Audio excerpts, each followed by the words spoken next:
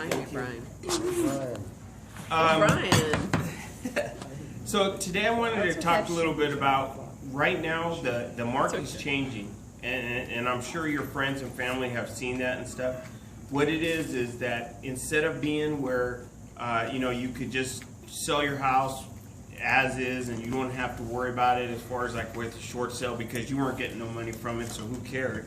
Right now the market is changing, and you want to try to get top dollar because the market has increased enough where a lot of people now we're doing traditional sales again, where you're actually having some equity in your house, having the ability to sell it so you're not upside down anymore. So a couple things that I wanted to talk to you guys about, and just to get in the mindset, so if you have friends and family that are interested in doing it, you want to, everybody knows that when you're buying a house, you have a home inspection of the house. Well, and it kind of goes in line with what Matt's doing is, you want to kind of preempt that instead of waiting till the home inspector tells you and points out all this stuff. It's real easy to go in there and you go ahead and take care of the stuff that you know. I mean, there's no sense, opening that little can or, the envelope as far as problems with your house.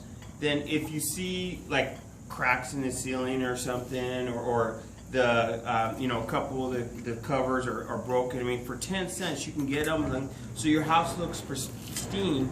So when you are trying to sell it, you don't have a problem with the home inspection and stuff.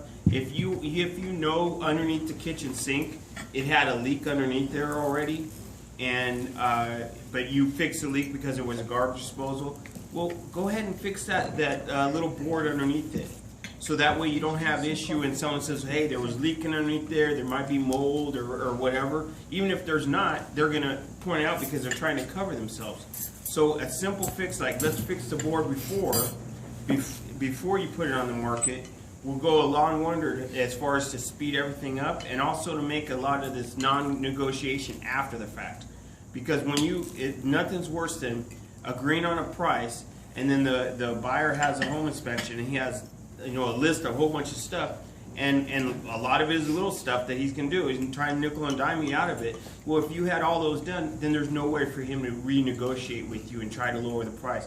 Right now, there's a lot of even investors out there that they're like the hedge funds and stuff. They're coming in, making offers on homes, going through the whole short sale process or the whole process, and then at like 2 or 3 days before closing, they say, hey, we want this reduced because we want all these repairs done. And all it does is cause a whole bunch of stress and chaos or whatever in the deal. A lot of times the deal falls through because of the fact that it comes after the fact, from the thing, instead of having it already preempted. So I'm not saying that, spending thousands of dollars on fixing the changing the carpet and repainting the house just to do it. But I'm talking about as far as doing some of the little handyman stuff that you would have normally put off because you say, hey, I don't care because the bank's going to take it anyway, kind of thing. Well, now you're going to get value in the house, and that now you're in competition with someone else in that same neighborhood to get the top dollar. I mean, I had people's houses go from they were at the say $50,000, and over the last say 4 to 6 months have gone up to like $120,000, $130,000. So the prices of the homes are increasing. I'm not saying everybody's house increased $70,000, $80,000, but depending on where it was and how depressed it was, the market has recovered. And now we're getting a lot out of the short sales and the foreclosures, and now we're pretty much getting into regular sales, which is good. Then we're right back to where we were, and that makes it where the market's a lot more stable. The other thing is, as far as when you're buying a house, you got to look at, everybody is in the mindset. It's always what happened in the past. Everybody wants to recreate it. Well, now you're not going to find a house for no $50,000 and be able to buy it and move in. If you would have tried a year ago, 2 years ago, you could have found hundreds of those houses. Now the average price is about $150 for Vegas. As far as obviously you can go up a lot higher, but you're not going to go that much lower. You can't find, like I have a couple that is in the price range where they need to be about $85,000 to $100,000. We did a search over all of Vegas, not even a specific area. Last night there was only like 20 homes in all of Vegas in that thing for doing like say FHA. Obviously cash is different, because the only reason cash is different is because the houses are trash, have no windows, don't have, all torn up inside and stuff like that. So they're in that price range. But a regular house that you're trying to get into, whether you're an investor or thing, you're looking at the 130 to 160 range as far as for the house, which again is a good thing because that means everybody's houses are increasing. But it's a bad thing if you're trying to get that little deal or whatever. You just, it's just like a roller coaster. The market goes up and the market goes down. You just have to catch it. Smart money buys when a lot of the, when it's depressed. Any questions over what I bring up? Yeah. Brian, what life-changing experiences do we want to hear somebody say so that we can refer them to you? Well, if you anywhere from, hey, I have my daughter or my parents are looking to downsize their house or looking to buy their first house, though any kind of thing that clues in that they're looking to even just to think about buying. Because a lot of times people they say, well, I'm going to put off till I'm totally ready. Well, that's not the time. Time to talk to me is when you're trying to first get in, so that way we can get everybody lined up. Because it may be where you need work on your credit, where the loan officer can help you. It may be you need loan money to save up for a down payment and stuff.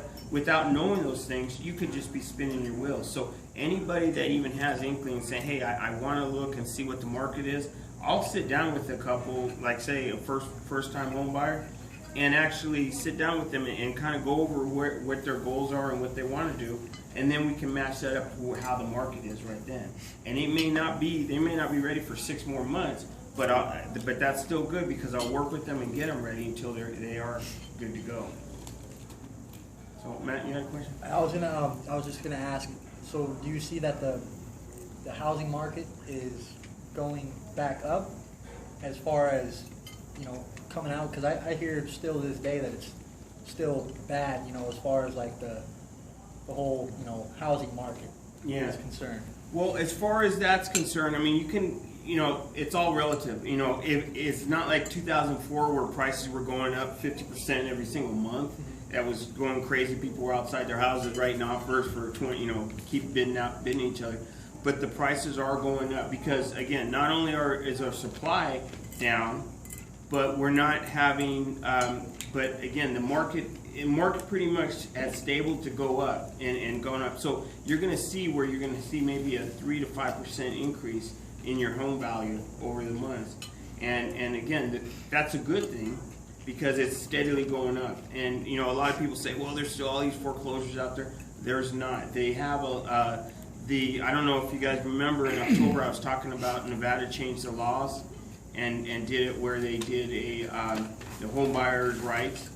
And I mean the homeowner's rights, and so what it is it made it where it's harder for the banks to foreclose on them. So they're working a lot of trying to do short sales, trying to do loan modifications and stuff.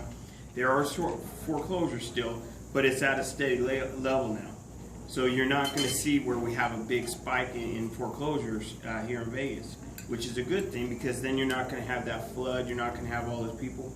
And then right now, all the banks, as far as loaning the money, they actually are changing their policy, so you can get, instead of waiting 4 or 5 years after foreclosure, you can buy a house now after 1 year. Some right away, depending on what your circumstances are. Right now, there's a program where they're allowing FHA, if they had a short sale, if they can prove that they actually had a hardship, that they can buy a house immediately. So the mortgage business is changing. The property values are going up, so now would be a good time because if you say, well, I'm waiting for it to to max out, well, you want to get in, now's a good time to get in because it's only going up right now, and it won't be as crazy as we had in 2004, 2005, and that's where everybody's trying to compare it to, but it is a steady increase, and that's a good thing for Vegas, I think. Any other questions? Thanks a lot. I appreciate your time. Thank you.